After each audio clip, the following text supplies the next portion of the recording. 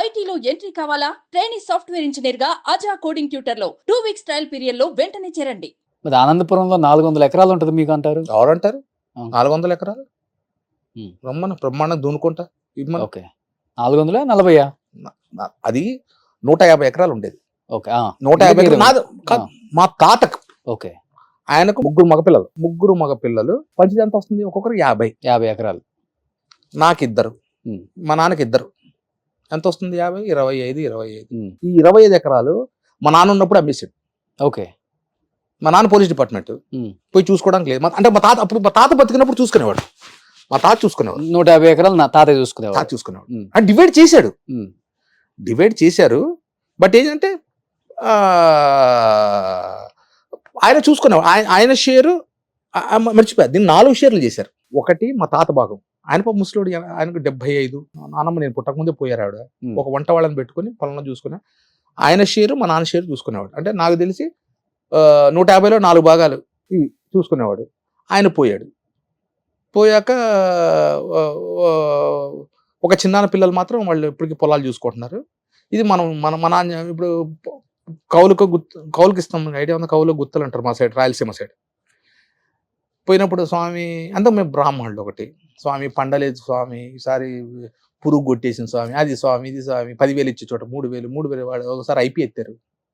మా నాన్న ఏంద్ర ఈ పెంట మొత్తం ఏం చేశాడు? మా చిన్నానికి అమ్మేశాడు. మా చిన్నాన్న పిల్లలే కొనేసుకున్నారు. ఆ డబ్బుతో అనంతపురంలో ఒక ఇల్లు అన్నాడు. అది ఇప్పుడు ప్రజెంట్ మా అన్న ఉన్నాడు, డాక్టర్ అన్న. నా కష్టాలు సుఖాలు మా అన్నతో పంచుకుంటాను. ఎవరు నాకు ఇబ్బంది చూడు అన్నీ ఆయనతో పంచుకుంటారు. సో ఆ ఇంట్లో అనే ఉంటాడు. మేము ఇప్పుడు డివైడ్ అవ్వలేదు ఆ ఇల్లు. ఇప్పుడు ఆ ఇల్లు ఒక 2.5 కోటి ఉంటుంది.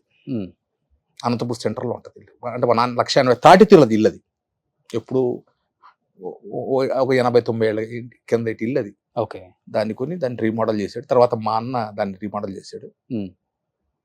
సో దాంట్లో అన్న ఉంటాడు. మా నాన్నగారు పాపం కష్టపడి ఆయనకు జాండీస్ వచ్చినప్పుడు పాపం ఆ ఇల్లు అక్కడ కూర్చొని ఆ ఇల్లు అన్ని దాన్ని రీమోడల్ చేయించుకున్నాడు. అప్పటి బేతం చెర్ల స్టోన్స్ వేయించి. సో దాన్ని అమ్మకూడదు. బట్ ఇంకా బిజినెస్ చేయాలన్నది మీ ఐడియానే? నా ఐడియా. ఓకే. నాకు ఆ తర్వాత అనిపించింది, ఏంటి సినిమాలు లేవు, ఇంట్లో ఖాళీ కూర్చున్నా, ఏం చేయాలి? టిఫిన్ సెంటర్ అంటే ఒక మనక వంట రాదు సరిగ్గా. వాడు ఇప్పుడు ఆ దోశ వేసే అతను, కాఫీ పెట్టే అతను రాలేదనుకో, నేను లేకపోతే షాప్ క్లోజ్ చేయాలి. అంతే కదా. సరే అది మన చేత కాదు. కిరాణా షాప్ అంటే మనకు రాదు. ఎక్కడి నుండి వస్తాయి సోపులు, ఎక్కడి నుండి తెప్పియాలి, బియ్యం ఎక్కడి నుండి తెప్పాలి, చింతపండు ఎక్కడి నుండి తెప్పియాలి తెలియదు. ఏంటి అప్పుడు మణికొండలో మా రిలేషన్ ఒకతను ఉండేవారు, నాకు దూరం పెద్దనాన్న అవుతారు. వాళ్ళు కాఫీ పౌడర్ కోసం వస్తే అమీర్పేటకు రావాలి, లేకపోతే మోతీనగర్ రావాలి. ఆయన ఎప్పుడన్నా మా ఇంటికి వచ్చినప్పుడు ప్రకాష్ 2 కిలో కాఫీ పౌడర్ తెచ్చివాడు. మోతీనగర్ కాఫీ పౌడర్ షాప్ ఒకటి ఉండదు, చంద్ర కాఫీ వర్క్స్ అని. అక్కడి నుండి తీసుకెళ్ళేవాడు. ఒకసారి అడిగా, లేదు అక్కడ అన్న. లేదబ్బా అన్నాడు. అప్పుడు ఎందుకు మనం కాఫీ పొడి షాప్ ఓపెన్ చేస్తే ఏమవుతుంది? అక్కడ పడింది విత్తనం. 2019 ఏప్రిల్ 11th ఒక 4 నెలలు, ఒక 3 నెలలు తిరిగా. ఇటువంటి షాప్ ఏమైనా ఉందా అక్కడ? నాకు తెలిసి మణికొండ 16 కిలోమీటర్ రేడియస్లో అక్కడ షాప్ లేదు. మోనోపాలి అంటారు చూడు, పెడితే మనమే. సీడ్స్ ఎక్కడ నుండి వస్తాయి? అసలు ఏంటి కాఫీ పొడి అంటే? ఇప్పుడు మా ఇంట్లో 60-40 అని తాగుతాం. 60-40 అంటే ఏంటి? అడిపోయి అన్న 60-40 అనగానే ఇచ్చేవాడు. అసలు 60-40 అంటే 60 ఏంటి 40 ఏంటి? దీనికోసం మా ఫ్రెండ్ అన్నాడు చంద్ర కాఫీ వర్క్స్, ఆయన దగ్గర కూర్చొని ఆయన 4 రోజులు చూసుకొని ఆయన సీడ్స్ ఆయన చెప్పాపం ఆయన హెల్ప్ చేశాడు. అప్పుడు మణికొండలో 2019 ఏప్రిల్ 11th షాప్ ఓపెన్ చేశారు. అలా పెట్టిన కొత్తలో అందరికి షాక్ కాదు, చూసిన మిమ్మల్ని ప్రేమించిన సినిమాలో ఎప్పుడన్నా రోడ్లో పోయాడు, ఏంటి ఇక్కడ ఉన్నాడు సార్, ఏంటి సార్ ఇక్కడ? అంతేనండి కాఫీ షాప్. ఏంటి సార్ కాఫీ ఇప్పుడు మీద? నాదేనండి. సార్ సినిమాలు ఏమండి? టైంపాస్ కోసం పెట్టి. అలా స్టార్ట్ అయింది. ఒకరోజు 50 రూపాయలతో వెళ్ళా, ఓ రోజు ఉత్త చేతులతో వెళ్ళా. కోవిడ్ వరకు నా జోబులో పెట్టుబడి పెట్టేదానికి, అంటే రెంట్ కట్టేవాడిని. 5 కేజీలు సీడ్ తెప్పించేవాడిని. 5 కేజీలే చికోరి, ఒక 3 కిలోలు 5 కిలోల సీడ్తో స్టార్ట్ చేసి ఇవాళ 1200 1300 మంది కస్టమర్స్ ఉంది.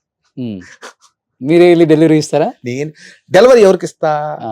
Senior citizens. Senior Okay. Citizens 70 దాటిన వాళ్ళు, Hmm. వాళ్ళు మాత్రమే అక్కడ ఉండి, పిల్లలంతా అమెరికాలో ఉండి కార్ లేదు ఏమీ లేదు అన్న వాళ్ళకి Hmm. 1/2 కిలో అయినా ఇంటికి తీసుకెళ్లి 5 కిలోమీటర్ కానీ 10 కిలోమీటర్ రేడియస్ లో ఉన్నా కానీ ఇచ్చేసి వస్తా.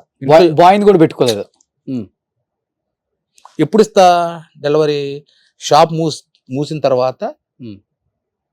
వెళ్ళి ఇచ్చేసి మా ఇంటికి వెళ్తా. Hmm. అందుకే నా షాపుకి నేను కార్లో స్కూటర్లోనే వెళ్తా. Hmm. ఇప్పుడు నీ దగ్గర కూడా స్కూటర్లోనే వచ్చా. ఫస్ట్ నేను ట్రాఫిక్ గురించి ఆలోచిస్తా. ఇదంతా చూసి బయట వాళ్ళు ఇంకొకలాగా అనుకుంటారు. అనుకుంటారు.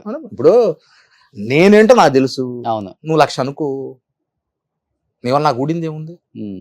నేను ఎలా బతుకుతున్నాను అలాగే ఉన్నా. నేను సినిమా ఫీల్డ్కి ఎలా వచ్చానో ఈ రోజుకి అలాగే ఉన్నాను. నేను ఎవరి దగ్గర చేయి చాచలా. ఉమ్.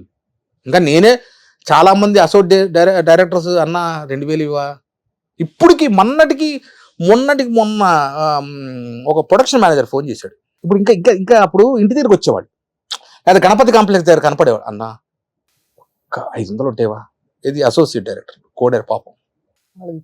వాళ్ళు కొంతమంది డైరెక్టర్లు అయ్యారు. ఉమ్. నాతో పాటు సిగరెట్ కాల్చిన పెద్ద డైరెక్టర్లు అయ్యారు. ఆఫర్లు ఇస్తున్నారా ఏమన్నా?